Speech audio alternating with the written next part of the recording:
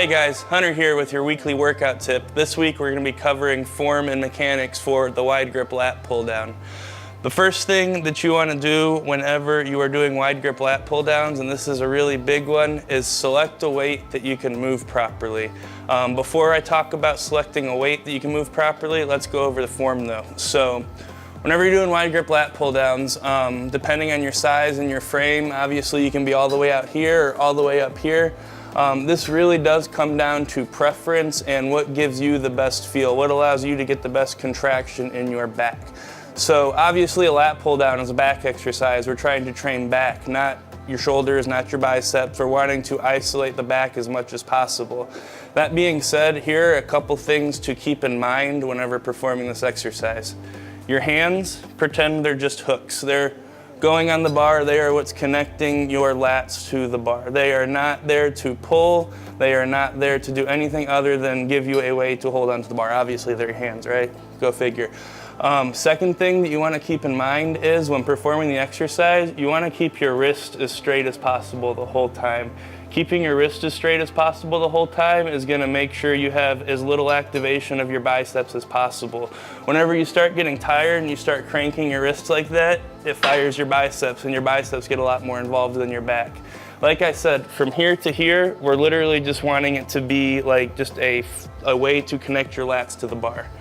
When you start pulling, when you perform the exercise, try and envision you have like a screw screwed into your elbow with like an eye hook on the end. So like little ringlets, right? So, and through those ringlets you have ropes, and someone's standing behind you going like this and pulling on those ropes. So you're literally just trying to pull your elbows down using nothing but your back, not your biceps, not your rear delt. We're trying to isolate your back. So something that really helps me do this and helps a lot of people that I teach the exercise to do is if you're not using straps, use a false grip. And what a false grip is instead of having your hand wrapped around the bar, you actually have your thumb up here. So what that does is it allows you to kind of have a more hooked grip with it and takes away a lot of the ability to curve your wrist forward or backwards.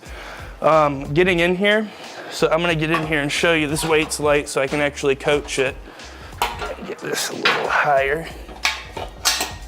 So starting point for this exercise, you want to be pretty much under the bar. So looking straight up, that bar, if I pulled it down, straight down, is going to hit me square in the nose. So when you perform the exercise, like I said, we're going to be pulling your elbows down. We're not trying to, like do a bicep curl. I'm not trying to go like this, anything like that. When you start the exercise, every single rep, you're going to want to have your scapula contracted. What that means is your shoulders are back and you have a big chest. What that does is allow you to engage your lats. Without having your scapula contracted, you can't properly engage your lats. So all your back exercises, lat pull downs included, you want to have a big chest throughout the whole motion. When you start the exercise, like I said, you want to be pulling your elbows down, and on a lat pull down, you want to maintain as upright as possible. You want to be pulling in a straight down plane of motion. You don't want to be going like this. We want to be here underneath the bar, and the only amount of lean that you have is enough to be able to clear your face. So let me show you what one rep should look like. You're pulling, elbows straight down, just misses your nose. You lean back just far enough to not take your face off with the bar. Wrists are straight, elbows are pinched down as far as possible. Another good thing when you're doing this to try and keep in mind is what I tell people, try and touch your elbows to your waist, because not only does that make you drive them down, but that makes you pinch them together, which will also get a better contraction in your lat.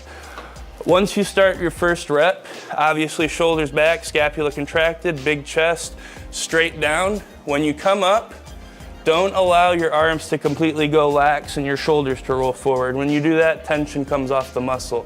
You want to keep constant tension on the muscle whenever you're training it. That's going to give you the best results. So whenever you do your first rep, whenever you come up, notice I'm returning all the way to the starting position. I'm fully stretched, but my arms still have a little bit of angle in them. They aren't completely like this, tension off. There's a little angle in them, and that little bit of angle is enough to keep your lats contracted. So from the start of the set to the finish of the set, your shoulders are back, scapula contracted, chest big, and arms are not straight at any point. So do a couple reps here for you. So arms are staying bent at the top. We're keeping tension on the lats. And another thing that you'll see me do, and this is something that can even make the exercise more beneficial, is whenever you get that bar past your head on the way up, allow yourself to come forward with it and really let it stretch. Don't lean forward or anything like that. Just return to that straight up position that you start in. As you pull down, get your head out of the way, contract, pull your elbows down, okay? Okay, so now that I've gone over basic form for this, let me touch on weight selection for this exercise.